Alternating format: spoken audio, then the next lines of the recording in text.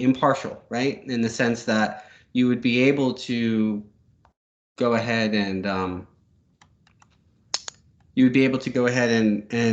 create this document, and it would sustain itself in a sense over time.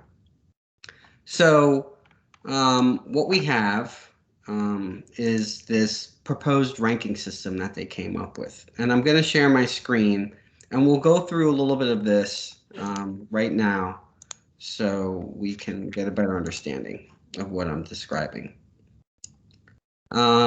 I started adapting some of it for today's times, but the majority of it is still in its original form. So the thing that I find really interesting about the document is it's very similar to sort of like what we're tasked with now. And them highlighting that right there, that they wanted this, priority of projects, right, for scheduling. And it's just interesting that, we easily forget stuff like that. That's already taken place. So staff is thinking, right, like, well, this has already been done. Let's just try to improve on it. So they give a lot of background information on the first few pages here about the capital improvement plan and how it's functioned and how the priorities are sort of set and how they've been set most recently. The group back then hired out a consultant that went ahead and went from, let me get down to this part, and went ahead and went out from site to site in order to evaluate the facilities, all the mechanicals, the plumbing, the electrical, all that. And they got that information, and then eventually they produced this schedule, right? And they kept these three sort of things at the forefront, right? Technical standards, community values, and educational values and trends. Now, obviously, we would need to adapt it to be more reflective of our core values that we have now. But in a whole, it does speak to what we're trying to address now. So I feel like the framework for it is good and solid. We just need some input from the FAC as to sort of, not to use another word that we've already been using extensively, but how to modernize it, right? So let's sort of get down in here, and I can zoom in a little more, and we start getting into the actual, like, the ranking, right? Like how they actually did some of this ranking. And we'll focus in on sort of the main areas that they were concentrating on. Yeah. And zooming in here, and they had the building conditions, and those were a lot of the most points, and we'll go into more details as we get through the document in order to get a better understanding of what these broader categories mean. And a lot of this, the building condition speaks directly to the FAC and sort of what they're charged with doing, right? Capital investment, building conditions, MCMM money already exists out there, and that's just a part of the other tool in our box that we have to use. But this one that we're creating now will hopefully be able to, let's say, bring all our systems back up to more modern times. They also looked at the capacity utilization. And in that, they looked at it as being like a crowding in the school, or if the school wasn't crowding. And that's just the capacity versus enrollment. Some of these other ones, they get a little squishy, and that's probably where we're going to need a little more thought and input into. So adequacy.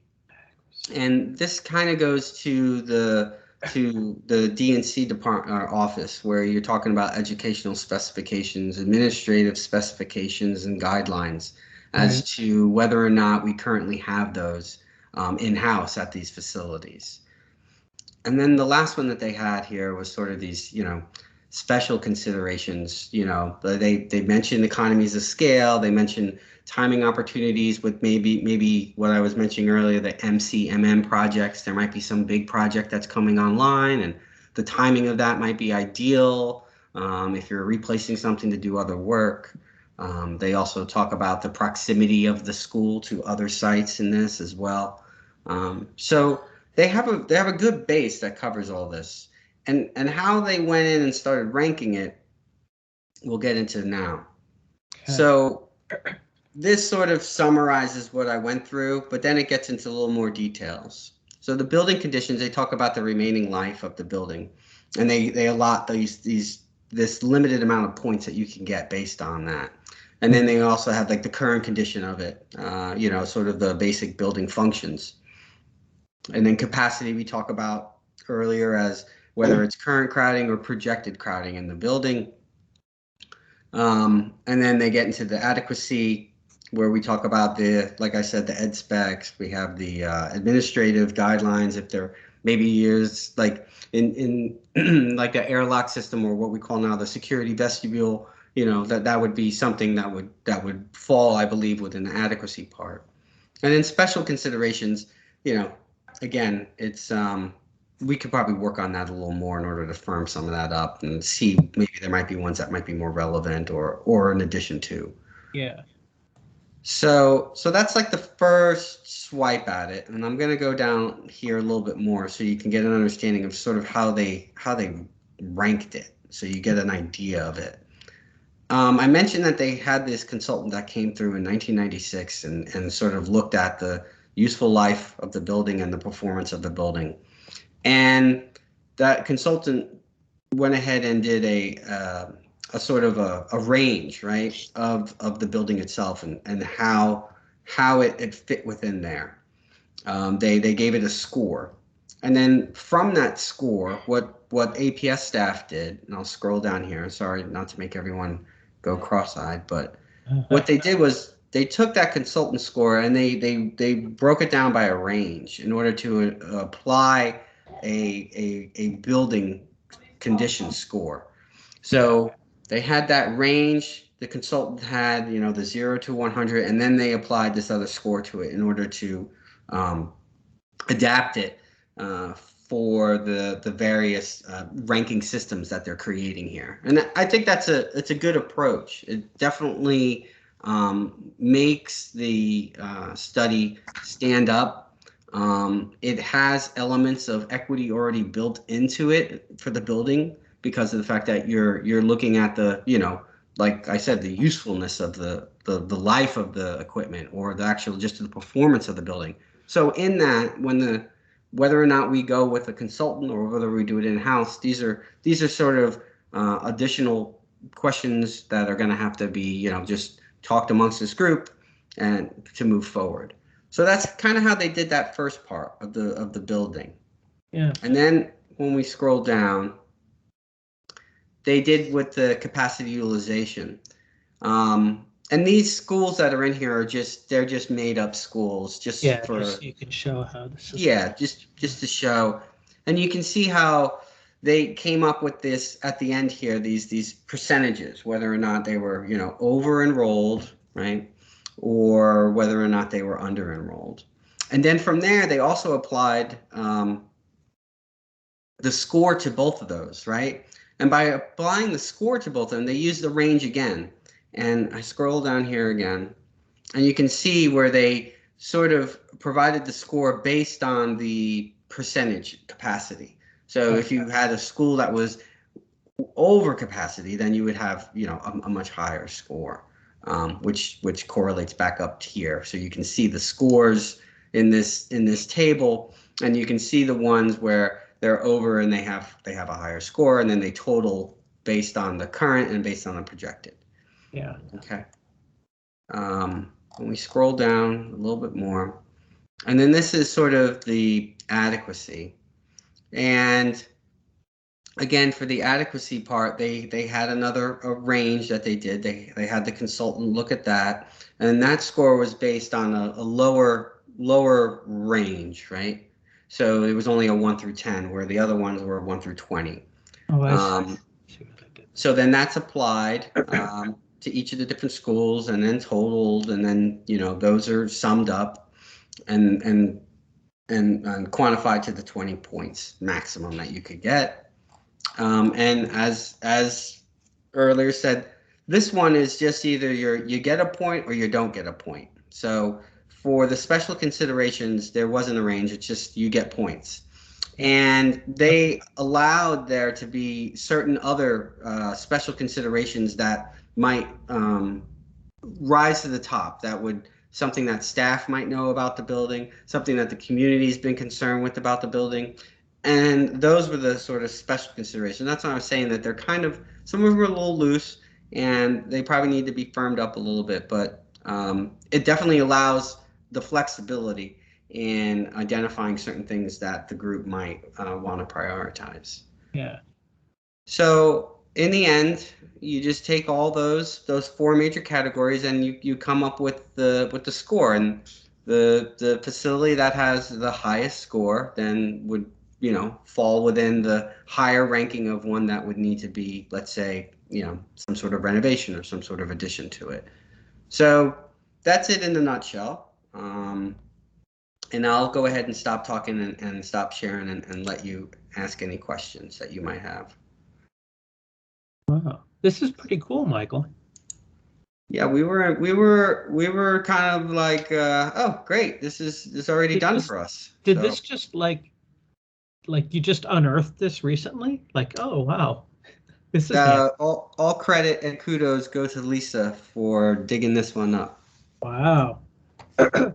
Yeah, Lisa really helped put us in touch with the previous or former assistant superintendent for finance. And they found all this material that they had done when were doing long-term renovations prior to all our new construction. Wow, that's quite a I think it was really lucky timing because she had just cleaned out a file cabinet and had found the folder with all of this stuff, which, oh my gosh, you know, doesn't usually happen. So it was just luck. Wow, it's scary. I mean, this is a terrific, like you said, it's a great framework to build off of. I have one thought that just sort of like popped to my mind when I was looking at all those numbers. Like, you know, first, you know, without really understanding the system, I was like, whoa, that's a lot of numbers to juggle. Of course, the math is pretty simple, so, you know, not that we need to fret about it. But I'm wondering if this might be like one of these situations where all those numbers might give us a false sense of precision that doesn't really exist. Like, I could see people haggling over like that one extra point because, you know, one score got a 72 and another one got a 75 and the cutoff was 74. You know, like, I'm wondering if we maybe don't want to have quite so much precision. It's just a thought to consider. The other thing that I did kind of like about that multi-category system that they had is, you know, once you put this into an Excel spreadsheet, you could sort them any which way you like. You know, you could sort them by category, you know, that building category, you could sort them by the ed category, you could sort them, you're right, because the final column, that fifth column, was just sort of the aggregate of all the other ones, right? And this was like the largest need based on all of these categories. But what that does, because I've kind of done ranking systems like these before, it's almost like trying to think of what would be an analogy for this. Like, you know, if one facility had a really high number in one category and another facility had a really high number in some other category, and, you know, like if their total numbers came out noticeably different because of some other total, you know, categories that added up, you know, it's possible that one school, that one facility that had a lower score might miss out on getting some really important work done because like it was extremely high in one particular category that really did need the help, but it could get lost in the math, I guess is what I'm saying. So being able to sort them in different ways, I think is useful for us, and it's also useful for the school board to say, like, this is what we found in all these different categories, which is solid. And then it's up to you, school board, to decide how you want to weight these things. Some people might feel really, really strongly about the physical condition of the school should be the thing that determines whatever, right? And then another person might say, well, it's really the ed specs that should determine, how much resources something gets. And then I think that's the subjective, not subjective, but that's the executive decision-making part that needs to happen. So, like at that point, like it's good to have that last column where the totals are that says, this is what looks like if all of these categories have equal value. But we or the school board may decide that no, all those categories don't have equal value. Some categories may be more valuable than others.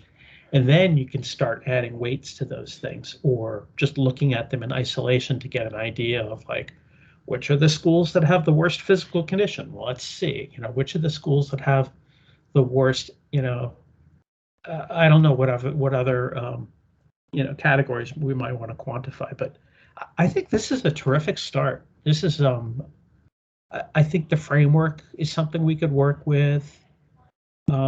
Yeah, we should definitely scrutinize the categories and see if they're still relevant, and see which ones might be more relevant.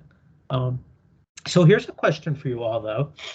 Do we have the resources to hire a consultant to go out and get an objective conditions assessment on all these facilities? Or do we have a proxy for that kind of stuff? So I believe we've gotten a condition assessment, as we shared last week, regarding the ventilation and filtration. And that was a heavy lift, and that really informs the HVAC. We have also done a condition assessment on all our roofs 5 years ago. So on top of this, kind of digesting this information that we've discovered and spoke with earlier with the prior assistant superintendent, Michael has also worked with our team, our maintenance team, in looking at the various building categories and kind of filling out that matrix that you all were talking about in terms of age and assessment. And I know our team was really working hard and trying to deliver that to Michael prior to tonight's meeting. So we definitely have roof condition. We have an HVAC assessment on ventilation and filtration. We have other areas that Michael identified in terms of electrical infrastructure. Okay. So Michael has a lot of that already. Oh, good. So do we need to hire a consultant? I don't believe so at this point, because we already did a heavy lift with a consultant on the ventilation aspect of it. Yeah. We also did a consultant for our roof conditions. So we have done this. It's within our department. Yeah. We just need to consolidate all that information. Okay. And I think if we do need to look at, say, switchgear, electrical, or something that we may not have all of the information we want on it, getting a consultant to look at 40 buildings from a specific standpoint is not a huge lift anyway. Oh, okay. But it may be worth it for us to do that. But yeah, it makes a lot of sense. I don't know that. I think it really comes down to the fact of, I think this committee of one right now really needs to define what under each of these categories are the most critical. I think with that first group, I think HVAC should be one, roofing should be one, sure. Plumbing, electrical, all of those should go into that 30 points. If that's what we, I think we have to look at what are the specifics. I think that's something that we should really do. And where the extra points come in, I think the committee should really just come up with, I agree, because you're going to have board members that are going to want a certain building to be higher on the list and are going to want to put a point in there. I mean, maybe each board member gets 1 point they can add to the list. I don't know. But I think that those points should be predetermined, like does not have a security vestibule, doesn't have an adequately sized kitchen. Right. Because I don't know that they're really ed specable. I guess they could be, but we don't typically. Kitchens were. I thought you had criteria for kitchens and stuff. Well, we have criteria, but the question is that criteria could be to that one point, Yeah. I would work that into the overall building systems evaluation.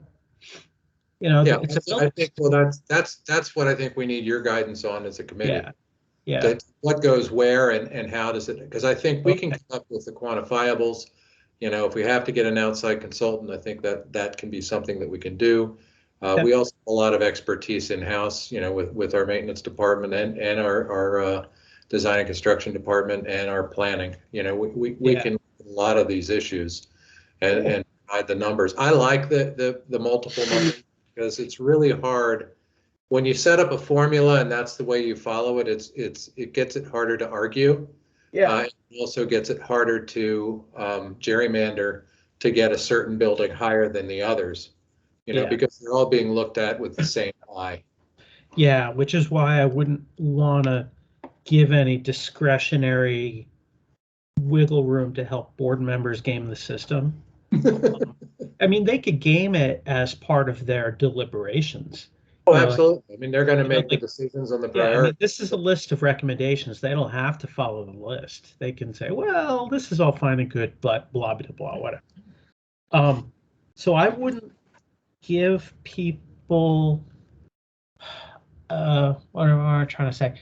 The people who have the decision-making ability, I would not want to give them the ability to influence the numbers themselves. You know what I mean? With their own discretionary points. I've got 5 points that I agree with you. I was just throwing that out there because I've seen some favoritism at times. I would say actually that I would expect on the whole for the board members to be grateful for a system, even as you said in the last meeting, I think it was you, David, that holistic planning takes the emotion out of it. And it also helps people keep their finger off the scale. It's and the one big takeaway I had from the conversation with the former assistant superintendent was safety trumps everything. Mm-hmm.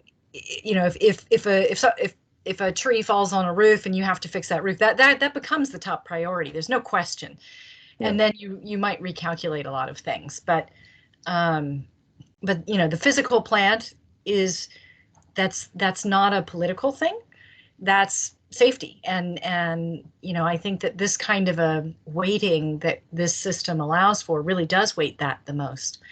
And so anyway, it's not that things are set in stone. Once this is done, I think, conditions can change, but I really liked the sort of neutrality, the Switzerland approach this offers. Yeah, and I think COVID told us one thing. It taught us it's not just safety, it's health and safety.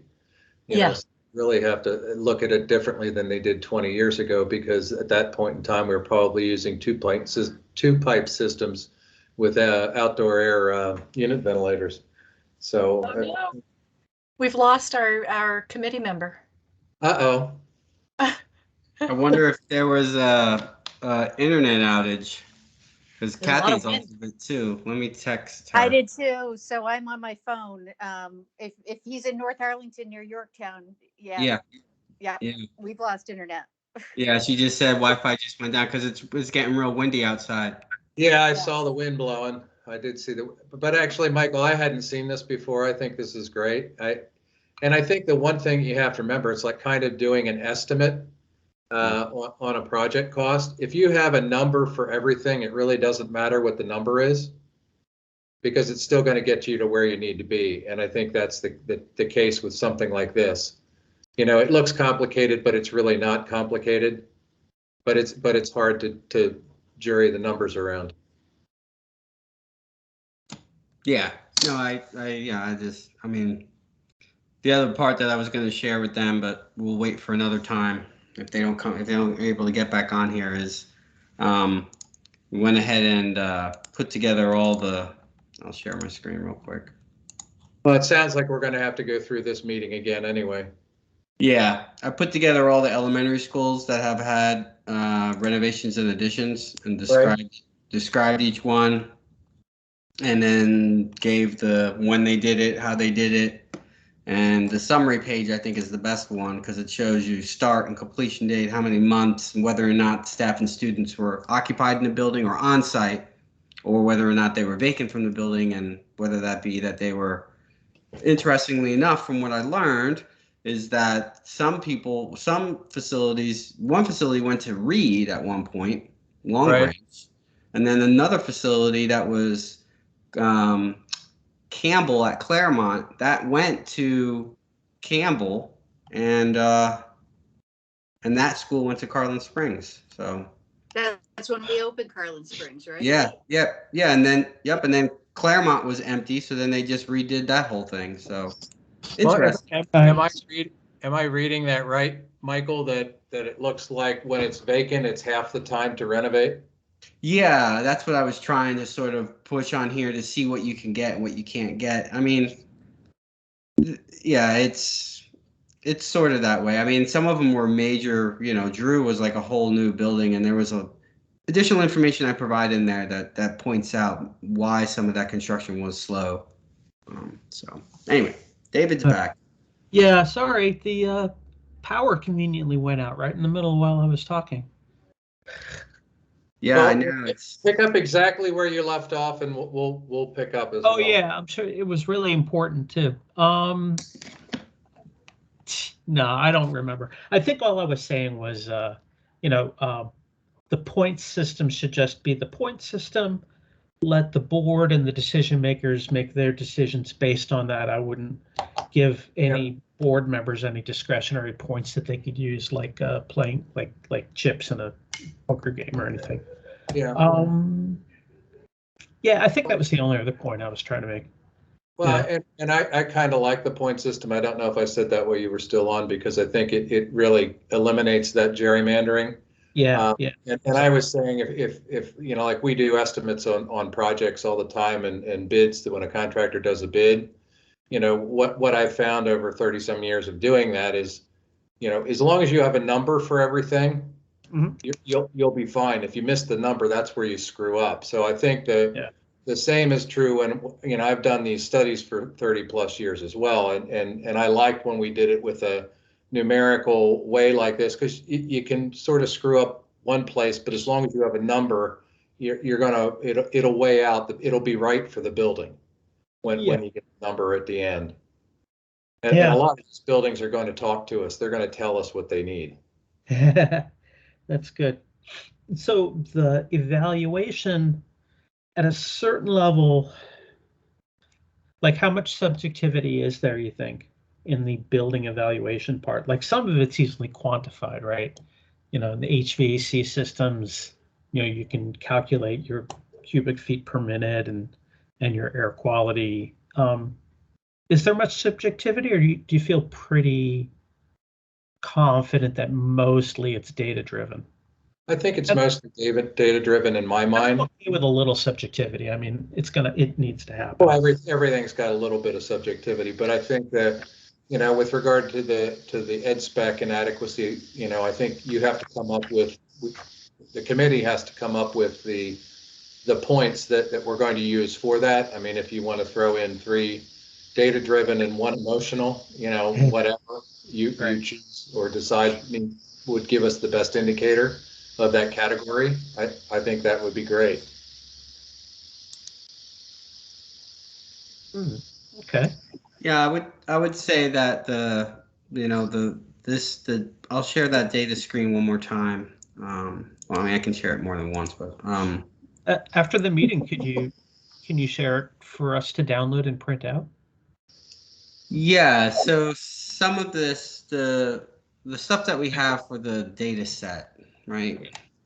Some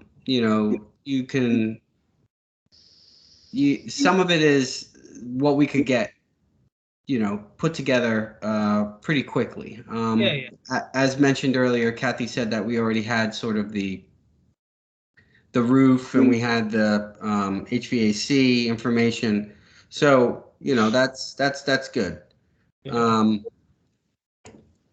And in both of those studies, it does its own sort of prioritization, right? Like I know in the roofing study, it's like there's like urgent, like immediate, and Oh yeah, it all feeds up into. yeah. So, but one thing that I was hoping that this data set would be able to sort of allow everyone to come to the conclusion is that it's a hodgepodge of piecemeal work that's been done because of the way that the system is. Yeah. I think if we go to the middle school, this is the great example. And I'll scroll up, and I'm sorry if it's not, you can't read it, but I'll zoom in on Dorothy Ham. So Dorothy Ham, right? Everyone thinks, oh yeah, it's a new school. It's a new addition on a school, right? Yeah. So if you start looking at Ham and you go down to, oh, okay, kitchen, that looks pretty good, you're going down, and then you're getting to stuff like the roof. And you're like, what? The roof's 33 years old? Well, yeah, there's portions of that roof that are old, and the new addition on the roof, that's new. But we have to include the older components of these systems. So when they were in there building the new part of the building, there was no like, hey, while we're here, let's upgrade all the other systems. Correct. Right. And that's sort of I wanted the group to come out with, because when that was done, it wasn't done as a complete renovation, right? Like if you go to the building, the new portion of the building it's new. Everything's new. But the whole building, yeah, right. So and the part is still old. Correct. Yeah, but just like when we were doing that project, we found we ended up having to switch out. I think it was that building had to switch out the switch gear. No, that one we couldn't get the connection. It was Abingdon. We had to switch out the switch gear because we couldn't use it. But I think that was one of the things that used to be done when we did an addition. We did not always do a full renovation to bring everything up to the same age. Yeah. In the same code and all of that. You could put in a fire door at one point in time and call them two separate buildings. So you didn't have to bring the old section up to the current codes and standards. So I think it's something that we really have to look at as we get into that. What is switchgear, by the way? Is switchgear basically that switchgear is where your electrical service comes into the building and it breaks it up and sends it out to the different panels. I was going to call them fuse boxes. The breakers. Yeah, the breakers. I got you. Okay. Yeah, so it's the main line coming in. Yep. So I saw that Nathan joined us. Thank you, Nathan. Hey, I really apologize. I'm late. Oh, I tell you what, is my audio working? Okay, you guys hear me? It's a little bit. Hold on just a second. You sound a little like you're underwater. All right. Is this better? Oh, much. Yes. Yep. Yeah. Whenever I go into Teams, it tries to use my laptop audio instead of my speaker. So I switch it. I was going to join earlier, and then we had a power spike, so I lost it a little bit. So yes, I got one right while I was talking. Yeah, and flickered. Yeah, and staff didn't even notice I was missing. No, I put you in the chat. I said we lost David. I know. I was like, what the heck? So yeah, just to bring Nathan up, we went ahead and unearthed a old document that sort of addresses the same board direction that we're faced now. This was a board direction that was done in the early 2000s for a ranking system for facilities for renovations. We went through it real quick with David, and we're going to share it back out with the group as a whole to get some feedback on.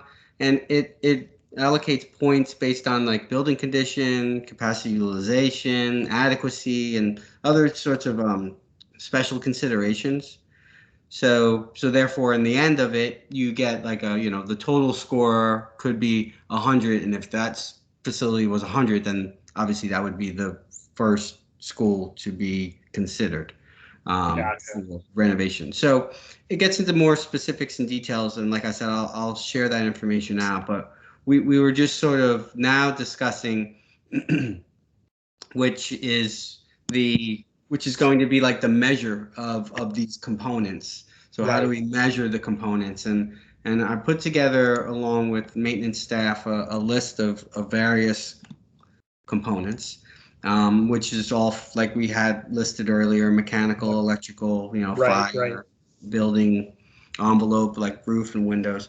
And they went ahead and just sort of put in a date or a percent cover, and each of those items in there per facility sort of give us an idea of how old some of that stuff be, how new some of the stuff might be. And this was just sort of like to get the group to start thinking and looking at the data, so that they might be able to provide a little more insight as to what things might, let's say, weigh more than others. And what we were thinking was that we have two studies that were done. One was a roofing study that was done not too long ago, I think in 2016, and the HVAC study that was just done I think maybe a year or so ago.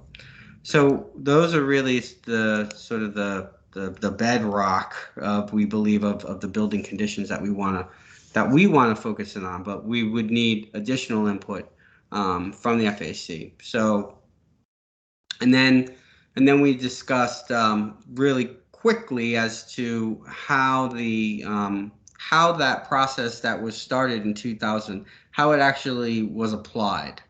And what I did was I went through all the addition and renovation studies, or addition and renovations that have taken place since the late 90s until 2016, only for elementary schools. Okay. So that we would be able to, each one is described. So it goes into detail as to what was done, what percentage of square footage was altered, what percentage of capacity might have been changed. It gives you a before and an after of the imagery of it, highlighting the additions if there were any. And it also talks in the end of it, and let me share that screen real quick. And I think you might have saw that when you came on. The big takeaway, I think, is sort of the last one. And I know I might be spoon feeding everyone with this one again, but what this shows is sort of all the schools and start and completion dates and the months, how long it took to do that work. It also has on the last column whether or not staff and students were on site. And on site just means whether or not they were housed in relocatables or a combination of the building itself through phasing. Right. And you can see that there were many vacant ones done, and there's other ones that just. When was this done? Oh yeah, these are all different dates. And when was this study done? Oh, I just did this. This I've been working on this for the past couple of weeks, like the summary of data. I only asked because so hold on, so this is new. So where's ATS? Yeah, well, see, that would be a refresh, right? That one's not going to be. So no, I'm talking about McKinley, when McKinley got the addition. Yeah, I don't have that one on here. I must have ran out of time to do that today. Okay. So I can add that one to it. It's a great point. I have the post occupancy report that I just received from DNC on that, which helps me I'm sure there's tons of flattering comments about. Yes, I'm sure. But yeah, that's a good catch that I don't have the McKinley one on there, which is now ATS. I thought it might just be because of school naming or something, but that was a relatively recent one, right? And Ashlawn, so you have Ashlawn on there. So. Yes, yeah. Okay. And there's other ones too that I needed. I haven't done any of the middle schools, right? Okay. So this is just a continuing work. But I think it gives everyone sort of an idea. And if you go to the school itself, it gets into like the details of it. And it really breaks down like what they got, and when it started and where they went. So this one, you can see that they went to the Wilson School, and it tells you when they moved there and when they moved back.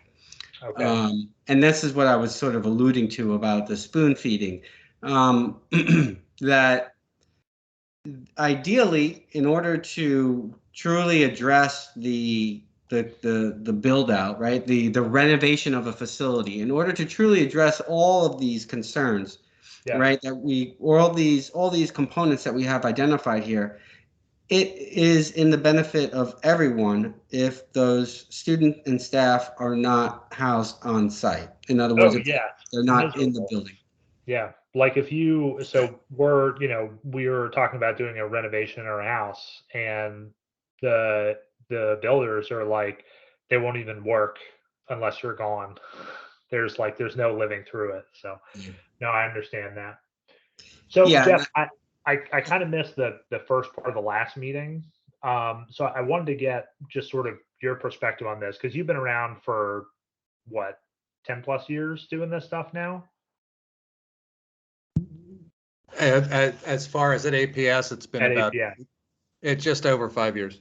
Okay, so in those 5 years, how did the board make determinations on where to do these? Was it all driven by like building out capacity for increasing? Yeah, it's in the past 10 years, it's all been growth driven. Got it. Okay, so this is really more a turn toward, okay, now that we think because I think that's the general sense, right? Like, other than, we're dealing with a big slug moving through like middle school and then high school, but there's no sort of like, we have to build 4 elementary schools on the horizon or anything, right? Except I would add, I don't think we've done it necessarily by where the growth was. I think some of the, we built a lot in Northwest Arlington, and I think there was a lot of voices from there at the time. Yeah. When, Nottingham was overcrowded. And so while it was addressing growth, it wasn't necessarily addressing the areas with the growth. Yeah, I think it was based on when I got here, it was addressing growth where we had a place to build something. Yep. Okay. It wasn't necessarily in the right place.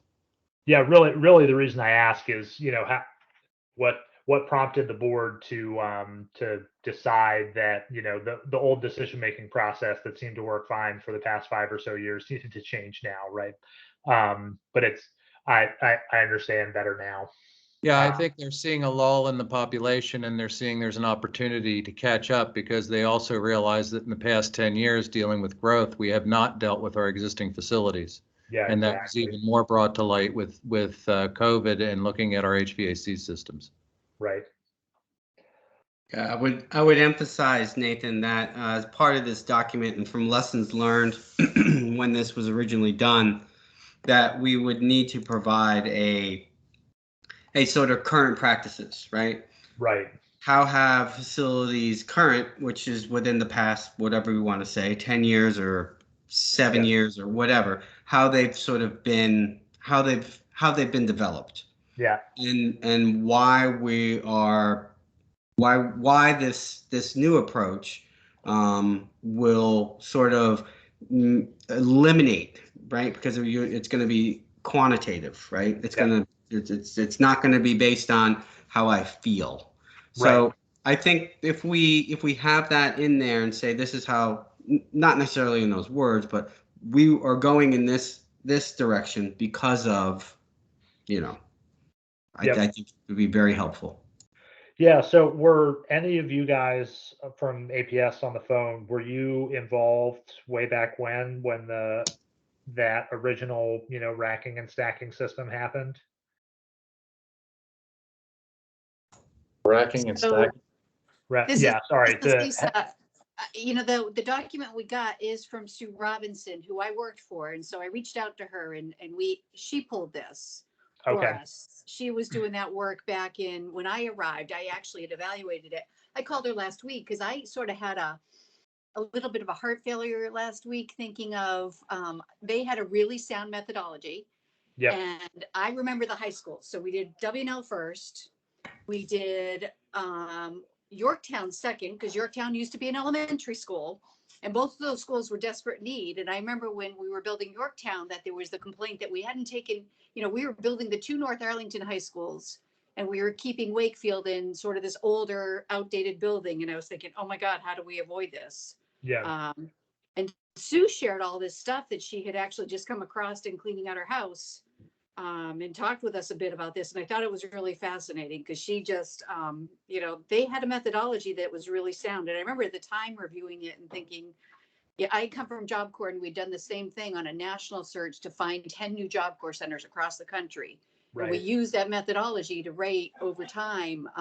You know, all these lawsuits from communities that didn't get them, you know, it held up. Right. Well, and I also think from the facility studies I've done over the years, this is a very good way to do it, because you are ranking things, and it's very objective, not subjective. That you're really looking at data, and it's data driven, and I think you're going to get a better answer than an emotional, you know, shoot from the hip type study. Yeah, so the sort of the inputs then is you guys keep saying the method, is the method flexible enough to have new basically input criteria, or you know? Yeah, I think you missed the earlier part where I said Yeah. It's critical for you, this committee, to somebody used the word modernize it, but I think to use current best practices and look at the things we've learned over the years. You know, Right. For instance, under the physical condition is, you know, how do you rate the HVAC, the electrical, the plumbing, the mechanical, you know, all of those, the roof, you know, all of those things need to be listed. And is there a weighting, or how do you do that? You need to look at that. There's an area where you put in, you know, can put in single numbers. You know, does it say if it doesn't have a security vestibule, it gets it? You can add that one. You know, you come up with a list of however many things this committee wants to do that you can do to add to the condition of you know, that particular of a facility based on Right. that specific criteria. So, you know, and then from the educational adequacy, you know, we have to figure out what goes where. Is the kitchen's there, or is the kitchen's under physical condition? You know, office size, you know, is that a tick number that if the office doesn't have adequate space, it gets a tick, or is that under the ed spec? So all of those things have to be figured out. Where does this stuff go? You know, not built to current code. That could be a place to get a single number. You know, those kinds of things. Yes, I think we're looking at a system that we're going to suggest we look at, and then update the information. I don't think it has to be radicalized. It just needs to be tweaked Right. to best practices, not what was Yeah, best just, you know, practice. I think what the board is like looking for in 2021, almost 22, is different than what they were looking for in the year 2000, right? In terms of, you know, what are the ranking criteria we use. So I think, you're you know, establishing. Sue said this lasted for quite a long time. As we look across it, I think the piece I would say on that is, sorry, my door just blew open. I gotta get off here. The joys. It's been so windy today. It's crazy. Yeah. We used to have leaves on all the trees in our front yard. They're all gone now, just today. Yeah, it's crazy windy. I was out on a job site today. It was a little wind blown. Yeah. So so really what I'm thinking about is looking at things more, not just like, you know, age of services, but also like the, you know, new design, equitable, and like, you know, the number of kids in a school, those sorts of things. As Yeah, opposed I to think just it's all in traditional. there. Yeah, Is that stuff in there?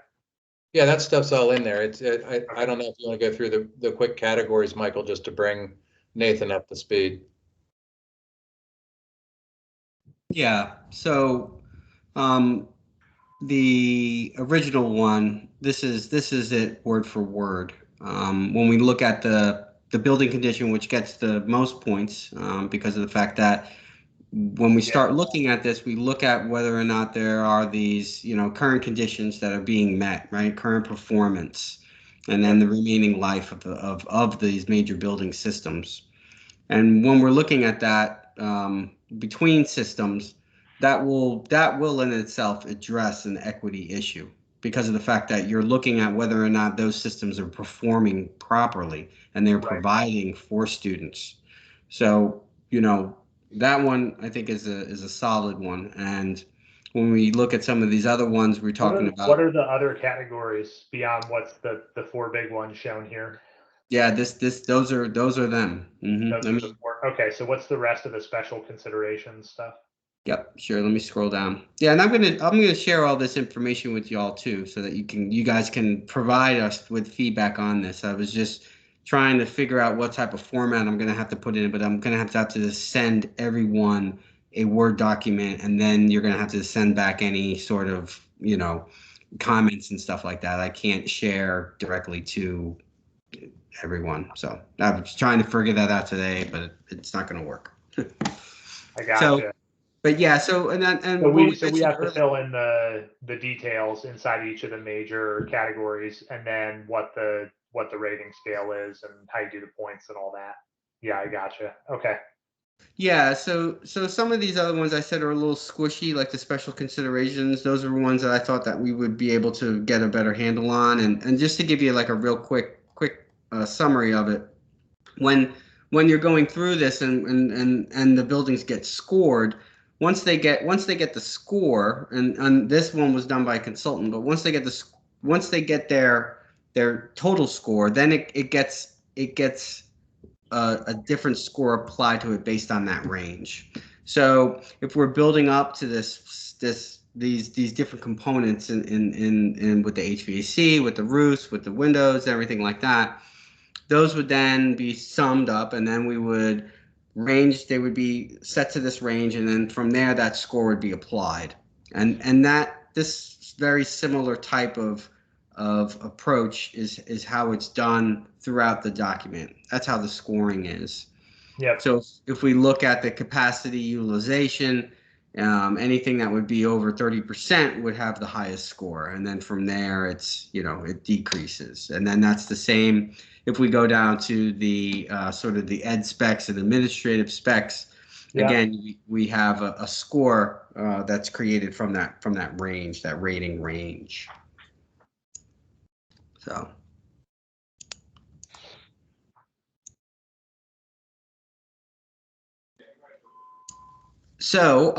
what I wanted to do, which we've sort of done, we reviewed the ranking system, and I think you mentioned earlier, Nathan, about whether or not the school board has the same sort of priorities as they did before. With that summary of information, you can kind of see what was done and what wasn't done with that PowerPoint, the one that was missing the McKinley study. I think that will kind of give you an idea of those were definite needs to address capacity. Almost every old addition and renovation is to address capacity. I mean, they talk about the over enrollment, but I still do believe that this system in itself will be able to be applicable now, just because we might not have the same seat issues when it comes to sort of the enrollment. We definitely have other issues that need to be addressed. And then the last thing that I wanted to talk about was just which we already have and you've brought up, was how do we just adapt that, right, for the current consideration. So when I send this out to the four of y'all, to David, to Nathan, to Graham, and to Kelly, I will include in there, each one will get their own email, and I'll just have, please provide comments on this report, for these different categories. So then we'll take that information back to the FAC, because next Monday we have the FAC meeting. So I'll send out this stuff tomorrow morning to everyone, maybe tomorrow afternoon. Okay. Did you look through the big file that Rosa sent out with her thoughts on some of this stuff? Because I think we're all sort of circling around the same thing that this old method did, because it's tried and true, right? You pick the categories, you weight them, and then you score everything against them, right? And it's just what you score that gets updated. So did you have a chance to look through hers and see sort of how applicable it is to what's in there now? I did. Yeah, I mentioned that in the beginning. I read through her summary that she had put together. And sprinkled throughout is sort of this idea of criteria, this idea of a list, this idea of a matrix. And I feel like that's also something that that you sort of kind of in your summary that you provided. We're kind of giving them in these categories, right? And then how would we take those categories and apply them or give them some sort of value, right? To be objective. So yeah, I believe that this does that. Like Jeff said, though, obviously it would behoove us to get the input from the FAC as to maybe there are certain things that we have not thought of. Maybe there are additional concerns from the community. There's always those that need to be addressed. Right.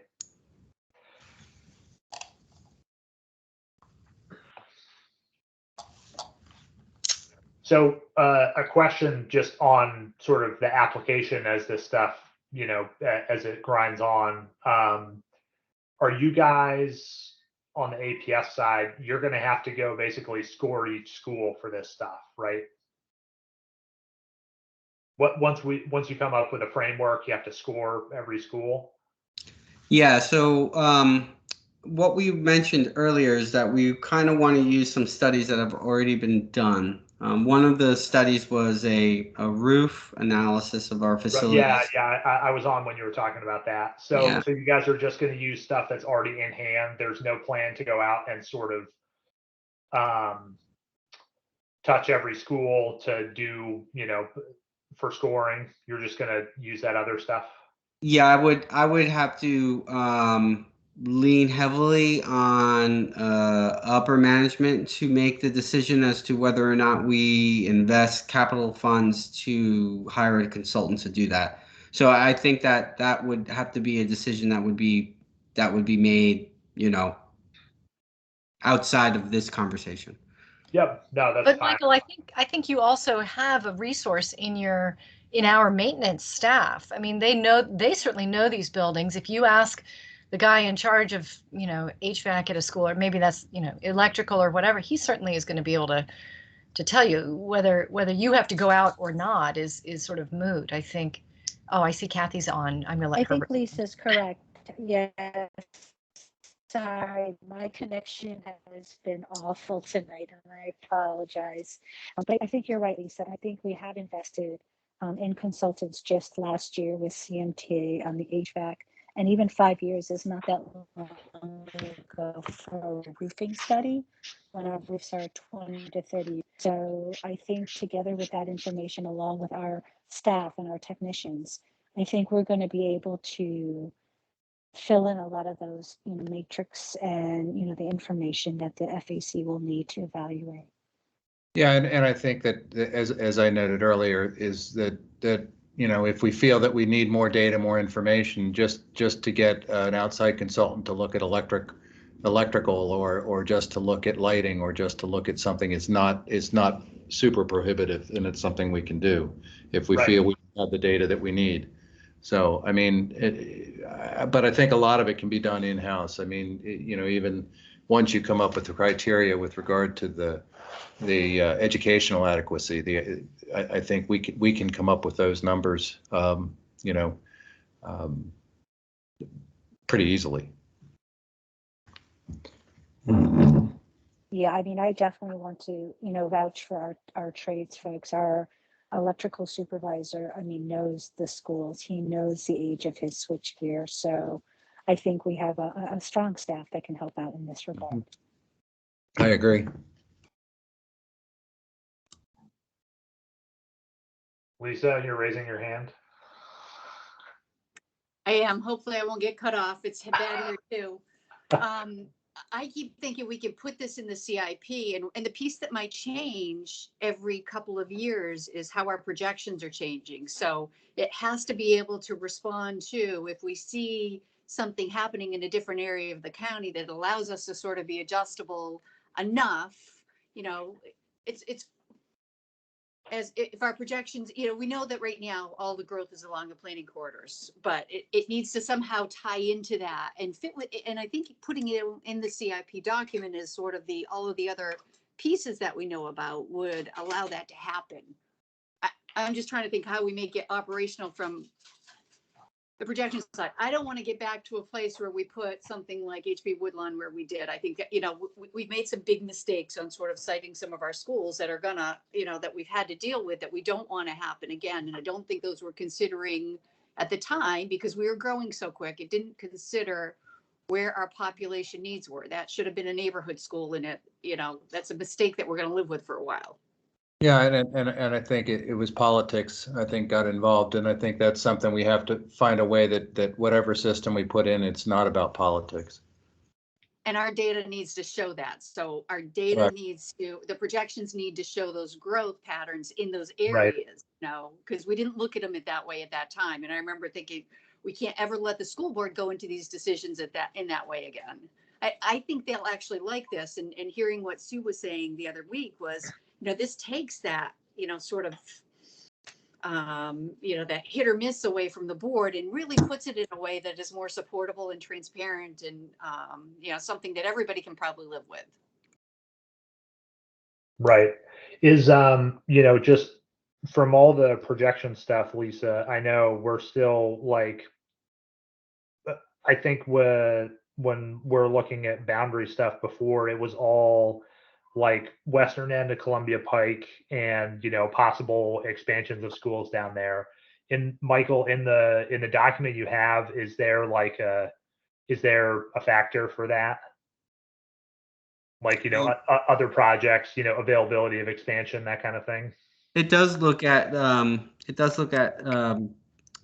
whatchamacallit, whether or not that there's another facility close to it that would be able to accommodate the space. So then that's just like a point, proximity to available seats.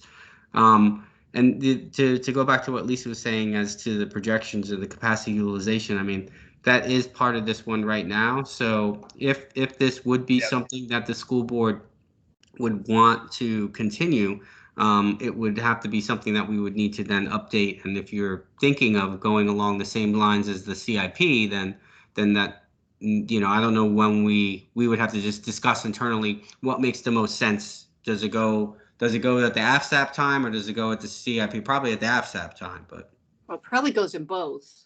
The CIP builds off the AFSAP. They're all sort of a continuous process of, Right. No, yeah, I know. But I'm saying if this is going to feed the CIP for projects and whatnot, then, I'm just saying that maybe we can just discuss that internally when the document needs to be refreshed. That's all I'm saying, because if the projections are part of this end enrollment, then that would be just something that you'd have to update. The other information would also be updated, but I imagine there would be minimal changes that would be taking place. The problem with the AFSAP is during a pandemic, we've done too many CIPs and haven't been able to do the AFSAP. So. Yeah, and I think that the real hope is that our growth will be, if we return to growth, which we probably will be manageable. That can be handled by the process that we implement, with these facilities, so that we will be actually creating some additional capacity for the growth that we would project. Right. So another thing that, just while I have the experts on the phone, I mean, in terms of like, Michael, you were saying before, the best possible renovation process is where people are not in the building, right? Staff and students are not in the building. Do we even have the flexibility in the county right now to do that? To pick up an entire school and put it somewhere else while we renovate the building for 6 or 8 months? Maybe. When I projections by the elementary level, we probably do someplace in Northwest Arlington, but it means sort of. So the kids in Carlin Springs, when we're updating the school, all get to bus up to Taco or something. Something.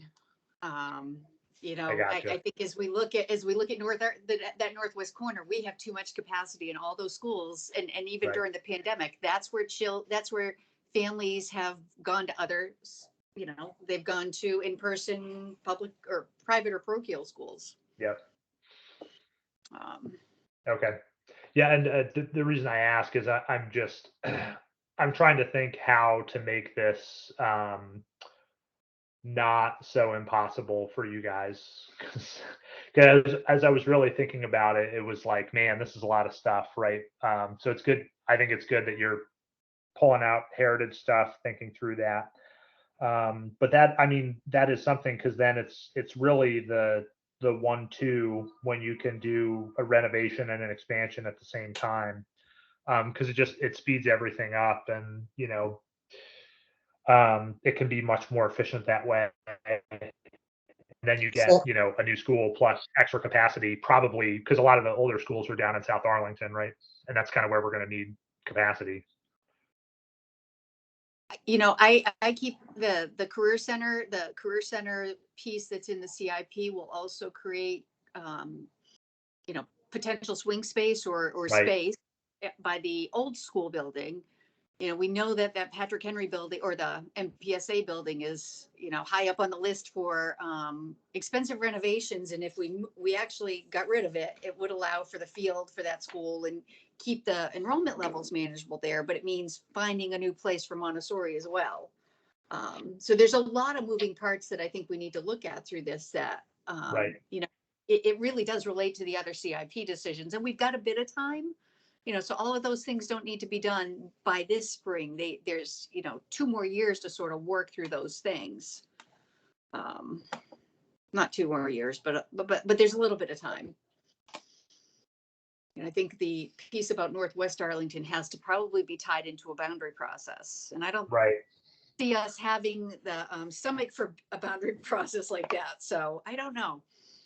I don't see our board make it, you know, if they chose not to do the Abingdon and Drew, which we know probably should have been done 2018, probably should have been done now. So we got to come up with some creative options. They'll just do it in a year, right? When pandemic is mostly over, people are back, right? I don't know. I think, you know, I don't know. Or they just won't. I've school board members saying, you know, enrollment's not as bad, and, you know, maybe let's just hold. And, you know, we don't want to make decisions when there's still so many uncertainties about the long, you know, 2 or 3 years out, what it's going to look like. Yeah. And then one of the other questions I didn't get to ask last week, but maybe Jeff, you know, at sort of the, you know, the going rate of the amount of budget that we get to do something like this. I mean, we're not talking about doing 4 or 5 schools a year, right? We're talking like 1 or 2 at most, sort of at the cost numbers that we're thinking. Well, numbers are looking better the further out we look. Okay. And I would be remiss in saying, oh, it's going to be not a problem. It's going to be a piece of cake. You don't know. Everything could be a glitch, but based on the information that I've seen and the information shared, is that things are looking better down the road. And even when we were looking at the CIP this year, you know, if we looked out 3 or 4 years, there was a lot more funding available than there is in the next 3 years. So, you know, I think it's going to reveal itself, and I think we're going to be fine as we move forward, because, you know, we're not going to be, hopefully, knock on wood, building, you know, major new construction, and we can take care of the construction that we're talking about with regard to the renovations, and taking care of our housing stock or our school stock. Right. Yeah, before we wrap up, because I think we only have like 10 more minutes or so. I'm thinking about some of the harder to quantify criteria, because it looks like we've got a lot of useful data that we can compile, or that can be compiled, because fortunately it's not the FAC's job to compile the data. We just have to come up with the criteria.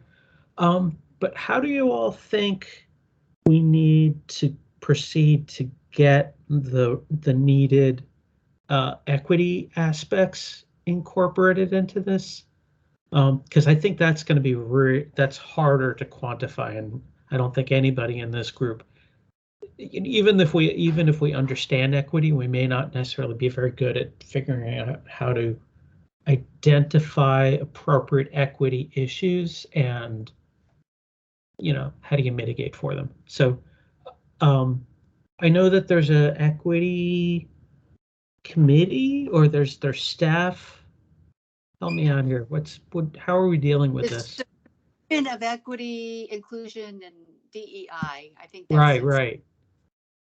I thought Sue was interesting because she said you put all the data out there, and equity comes through in sort of where do we need schools, the facilities, and we don't even have a definition of equity, which was tried to do through our policy. So I don't think we're going to get a magic sort of here's how you do it. They'll be part of the evaluation when the staff team is looking at it, but I do think that's going to be a big challenge because we can't even define it consistently across the system yet.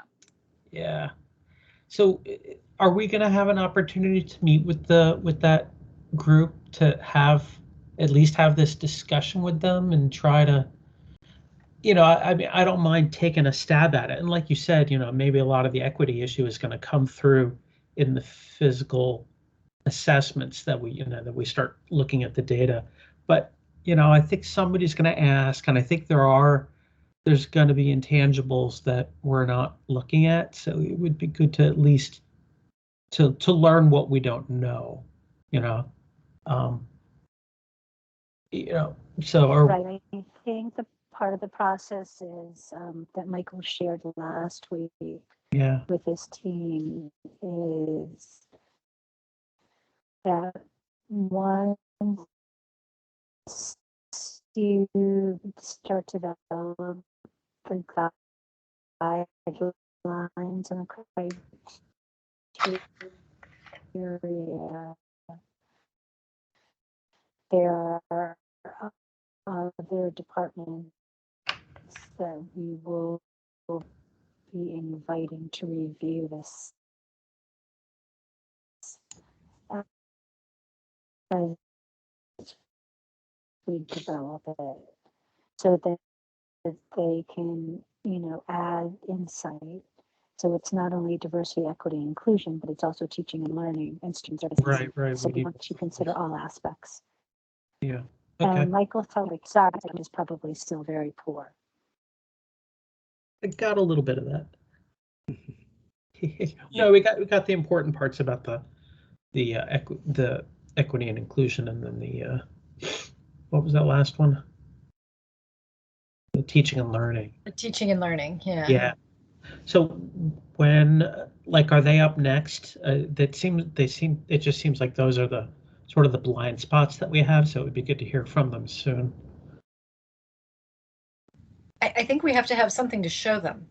Oh, so all right, we want to do it that way. I mean, to give them something to react to. Am I right on the process there? Yes. I was just trying to find the document that I shared with the group for the timeline. All right, because I have a feeling this is going to be one of those things like we develop what we think is a pretty bulletproof methodology, and they're going to be like, well, did you look at this and did you look at that? And we'd say no, because we weren't aware of it. So I mean, I guess that's one way to do it. Well, no, I think the process is somewhat iterative. I don't think we're trying to come up with anything bulletproof off the start here, but we take it as far as we can. We get feedback, and then it comes back to. It comes back. Okay. That's good. Yeah. Let me share the screen again. I found it. So what we wanted to do is we wanted to go ahead and build this ranking system, is what I guess we're loosely calling it now. Sure. Right. And then we would have staff's review of this. If there are, like you were saying, David, are there any additional considerations to be included?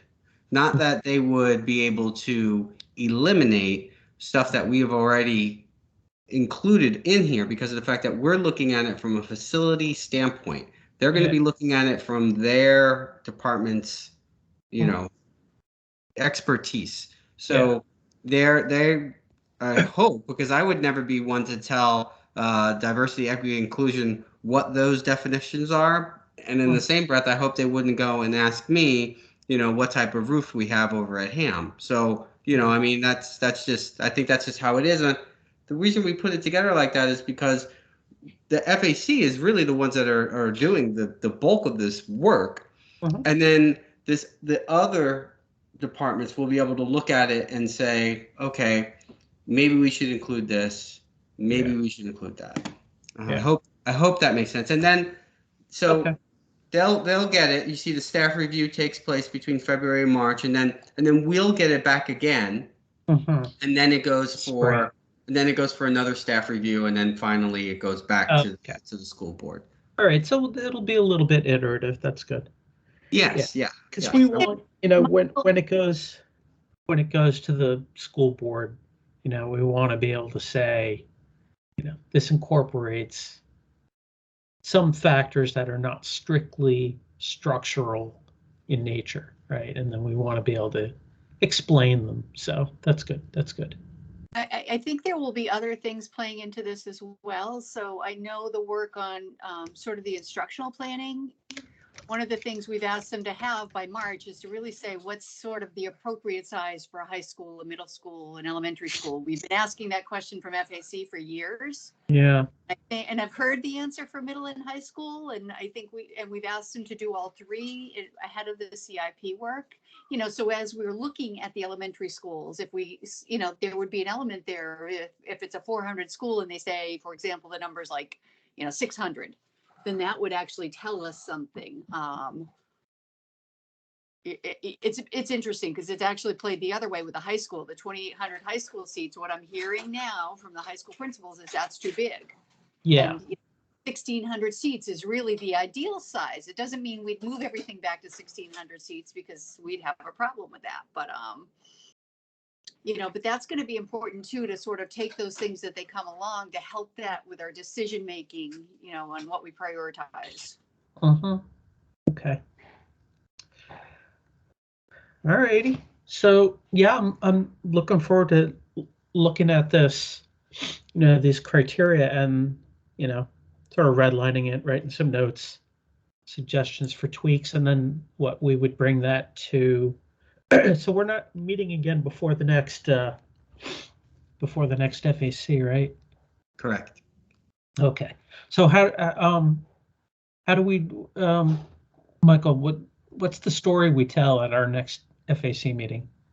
Right. So what we'll do is we'll want to get some sort of feedback from this group on, you know, what, like you said, redlining, and then from there, we'll try to compile some of that information straight away to share that evening. But what we're mainly going to be discussing is sort of this group's, let's say, like you said, likes and dislikes earlier in the conversation, right? Like you like this thing about it, you dislike that about it, and these are the reasons why. Okay. So that's what I'm hoping for. Okay. Cool. When is our next meeting, Michael? Monday. Geez, that doesn't give us a lot of time to review this stuff, does it? Okay. I guess I know what I'm doing this weekend. I'll get it out to you straight away tomorrow. So. Yeah. Well, I'm just thinking because you're gonna want our feedback before the meeting on Monday, right? Yeah, Monday at 5 p.m. right before the FAC meeting, right, Michael? Or just do it in real time, which is a little scary. Yeah, that would be fine if you could give it to me by that Monday. Oh, hold on a second.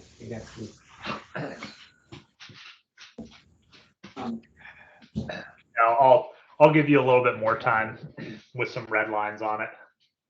Yeah, like if you could get it to me, I mean, I'd like to have it Monday morning of next week. That way I can go ahead and sort of summarize maybe some of the comments that you all have. Okay. I think what Michael is saying is he'd love to have it on Thursday. Yes, but he will accept it by Monday morning. Yeah.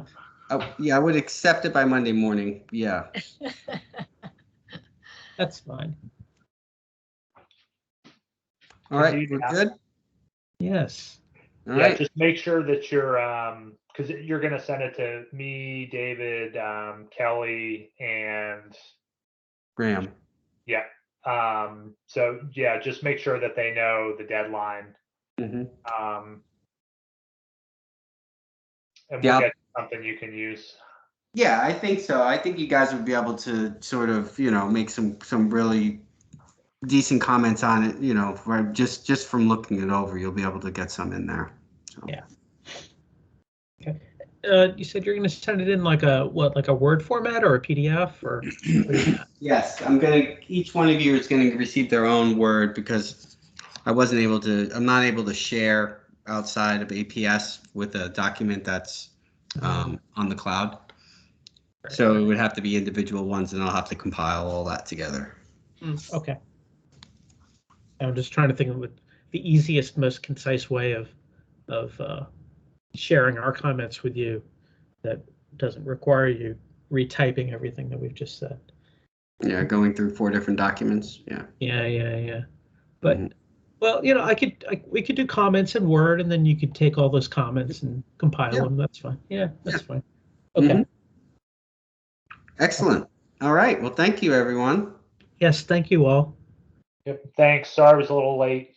But this is good. It's nice that we didn't have to rebuild a matrix. That a matrix already existed. Yeah, I really was kind of dreading that. Back to the Keanu Reeves matrix, right? And that will be coming out in a couple weeks. Yeah. It always works better guys. to learn from others' mistakes. Yeah, well, if it was good enough, we could build on it. Rather than I hate reinventing the wheel. It's such an arduous process. So. And generally, you never did. Thanks for coming out tonight. Yeah. Good to talk to everybody. All right, y'all. Thank you all. Good night. Bye, Good night.